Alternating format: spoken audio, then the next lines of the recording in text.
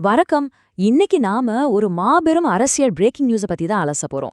தமிழ்நாட்டு அரசியலையே முழுசா ஆட்டங்காண வச்சிருக்க நடிகர் விஜயோட டிவிகே கட்சி உருவாக்கியிருக்க அந்த மாபெரும் சுனாமிய பத்தி தான் ரொம்ப தெளிவா பார்க்க போறோம். சரி, இன்னைக்கு நாம என்னென்ன பார்க்க போறோம்? முதலாவது இந்த விஜய் சுனாமியோட தாக்கம், ரெண்டாவது பெரும்பான்மைக்கான கணக்கு வழக்குகள், மூணாவது கூட்டணிகளுக்கு இடையில நடக்கிற விரிசல், கடைசியா டிவிகேவோட அமைச்சரவை எப்படி இருக்க போகுதுன்னு பார்க்கலாம். முதல்ல இந்த விஜய் சுனாமியோட தாக்கத்தை பத்தி பாத்திரலாம். 49 இந்த நம்பர் உண்மையிலே ஒரு மிகப்பெரிய விஷயங்க.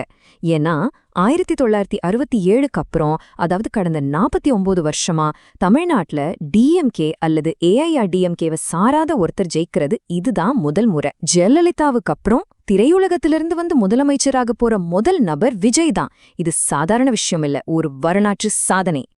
இன்னொரு முக்கியமான விஷயம், டிவிகே வாங்கியிருக்க இந்த 35% வாக்குகள். இது சும்மா கிடையாதுங்க. தமிழக அரசியல்ல மாபெரும் ஆளுமையா இருந்த எம்ஜிஆர் அவங்களோட ஆரம்ப காலத்துல வாங்கிய 30% வாக்குகளை விட இது ரொம்பவே அதிகம். இதை நாம கண்டிப்பா கவனிக்கணும். சரி, இந்த பிரம்மாண்டமான சுனாமிக்கு என்ன காரணம் பாத்தீங்கன்னா, இளைஞர்கள் அப்புறம் முறையா ஓட்டு போடுறவங்களோட மிகப்பெரிய சப்போர்ட்.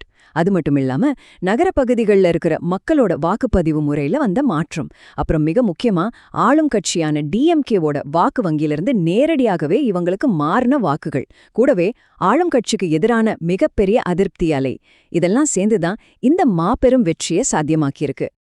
இப்போ நம்ம அடுத்த பகுதியான அந்த பெரும்பான்மை கணக்கு எப்படி இருக்குன்னு பார்க்கலாம். தமிழ்நாடு சட்டமன்றத்தோட தற்போதைய நிலையை எடுத்துக்கிட்டோம்னா, விஜய் தான் ஜெயிச்ச 2 தொகுதிகள்ல 1 ராஜினாமா செய்ய வேண்டியிருக்கும். அப்போ மொத்த இடங்கள் 233 ஆகுது. சட்டமன்றத்துல பெரும்பான்மை நிரூபிக்க தேவையான அந்த மேஜிக் நம்பர் சரியா 117. இந்த நம்பரை டிவிகே எப்படி எட்ட போறாங்கங்கிறது தான் இப்போ இருக்கிற மிகப்பெரிய கேள்வி. ஆனா இங்கதான் ஒரு சுவாரஸ்யமான விஷயம் இருக்கு. அந்த மேஜிக் நம்பரத்தோட டிவிகேக்கு இன்னும் வெறும் 9 எம்எல்ஏகளோட சப்போர்ட் மட்டும்தான் தேவை. என்னதான் 9 சீட் போதும்னாலும் ஒரு முழுமையான 5 வருஷ ஆட்சிய எந்த பிரச்சனையும் இல்லாம சுமூகமா நடத்தணும்னா அவங்களுக்கு குறைஞ்சது இன்னும் ஒரு 10 இடங்களாவது எக்ஸ்ட்ராவா தேவைப்படும்னு அரசியல் நிபுணர்கள் கணிக்கிறாங்க. அப்போ அந்த கூடுதல் இடங்களை அவங்க எப்படி வாங்க போறாங்க? அவங்க முன்னாடி 2 சாய்ஸ் இருக்கு. ஒன்னு, காங்கிரஸ், பாமக, கம்யூனிஸ்ட் மாதிரி கட்சிகளை சேர்த்து ஒரு கூட்டணியா உருவாக்குறது. இது பார்க்க இட்லி கூட சட்னி சாம்பார்னு கலந்து சாப்பிடுற மாதிரி இருக்கும்.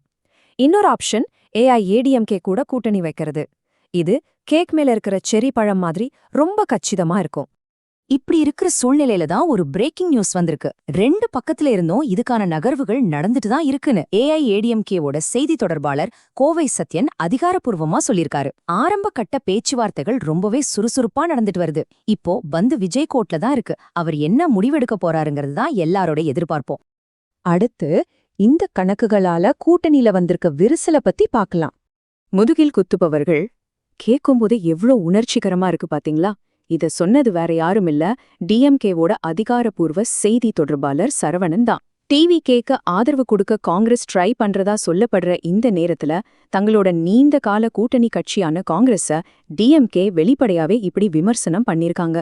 அரசியல்ல இது ஒரு மிகப்பெரிய நேரடி மோதல். இந்த விரிசலுக்கு உண்மையான காரணம் என்ன? காங்கிரஸ் இப்போ ஜெயிச்சிருக்க இந்த 5 இடங்களும் தங்களோட கூட்டணி வச்சதால தான் கிடைச்சதுன்னு டிஎம்கே சொல்றாங்க. ஆனா விமர்சகர்கள் என்ன சொல்றாங்க தெரியுமா? எலெக்ஷன் சமயத்துல ராகுல் காந்தி ஸ்டாலினோட சால்வைய மறுத்தார் இல்லையா, அதே மாதிரி டிஎம்கேவோட அழைப்ப அப்பவே நிராகரிச்சுட்டு ஆரம்பத்திலேயே டிவிகே கூட கூட்டணி வச்சிருந்தா காங்கிரஸ் அசால்ட்டா 20லிருந்து 25 இடங்களை ஜெயிச்சிருக்க முடியும்னு சொல்றாங்க. இப்போ இது ஒரு சித்தாந்த போர்க்களமாவே மாறிடுச்சு. டிஎம்கே தரப்புல என்ன குற்றச்சாட்டு வைக்கிறாங்கன்னா, விஜில் ஆர்எஸ்எஸ்ஐ எதிர்க்கல, அது மட்டும் இல்லாம ஜெயிச்சோனே அவர் முதல்ல பிரதமர் மோடிக்கு தான் நன்றி சொன்னாருன்னு சொல்றாங்க. ஆனா டிவிகே சப்போர்ட்டர்ஸ் இதுக்கு CSK versus DC cricket match மாதிரி ஒரு சூப்பரான உதாரணம் சொல்றாங்க. அதாவது அவங்களோட கொள்கை ரீதியான எதிரி பிஜேபியா இருந்தாலும் களத்துல அவங்களோட நேரடி அரசியல் எதிரி டிஎம்கே தானு ரொம்பவே அடிச்சு சொல்றாங்க. சரி, கடைசியா நாம பார்க்க போற பகுதி டிவிகேவோட அமைச்சரவை எப்படி இருக்க போகுதுங்கிறதுதான். இந்த புது அமைச்சரவையில யார் யாரெல்லாம் இருப்பாங்கன்னு பாத்தீங்கன்னா, செங்கோட்டையன் மாதிரி ரொம்பவே அனுபவம் வாய்ந்த தலைவர்களோட வழிகாட்டுதல் ஒரு பக்கம் இருக்க போகுது. அதே நேரத்துல அர்ஜுனா, கேஜி அருண்ராஜ் மாதிரி முதல் முறையா பொறுப்பேற்கிற இளம் அமைச்சர்களும் இணைய போறாங்க. இது அனுபவமும் இளமையும் கலந்த ஒரு சூப்பரான புது காம்போவா இருக்க போகுது. இந்த அமைச்சரவையோட முழு ஃபோக்கஸ் எதுல இருக்கும்? முக்கியமா டெக்னோகிராட்ஸ், அதாவது தொழில்நுட்ப வல்லுநர்களுக்கு பல முக்கிய பொறுப்புகள் கொடுக்கப்படும்னு எதிர்பார்க்கப்படுது. தலித்துகள், பெண்கள், அப்புறம் சிறுபான்மையினருக்கு அதிக முக்கியத்துவம் தரப்படும். இதையெல்லாம் விட ரொம்ப முக்கியமா, இளைஞர் கூட உந்துதல்ல உருவாகிற ஒரு முற்றிலும் தூய்மையான, ஊழலற்ற அரசாங்கமா இது இருக்கும்னு நம்பப்படுது. இதுதான் இந்த புது அரசோட மிகப்பெரிய பலமா இருக்க போகுது. சரி, இது எல்லாமே நமக்கு ஏன் இவ்ளோ முக்கியம்? தமிழ்நாட்டுல கடந்த 50 வருஷமா இருந்த 2 கட்சிகளோட ஆதிக்கம் இப்போ முழுமையா முடிவுக்கு வந்திருக்கு.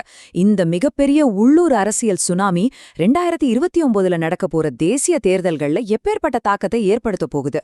ஒட்டுமொத்த இந்திய அரசியலையும் இது எப்படி மாத்தி அமைக்க போகுது? கொஞ்சம் யோசிச்சு பாருங்க. இதுக்கான பதில காலம்தான் சொல்லணும். சரி, இந்த விரிவான அலசல் உங்களுக்கு பிடிச்சிருக்கோம் நம்புறேன். அடுத்த முறை சந்திப்போம். உங்களோட ஆதரவு தான் இந்த மாதிரி நல்ல விஷயங்களை இன்னும் அதிகமா செய்யணும்னு எங்களுக்கு ஒரு பெரிய உந்து சக்தியை கொடுக்கும். அதனால உங்களுக்கு பிடிச்சிருந்தா ஒரு லைக் பண்ணுங்க, உங்க நண்பர்கள், குடும்பத்தினர் கூட ஷேர் பண்ணுங்க. மறக்காம சப்ஸ்கிரைப் பண்ணுங்க.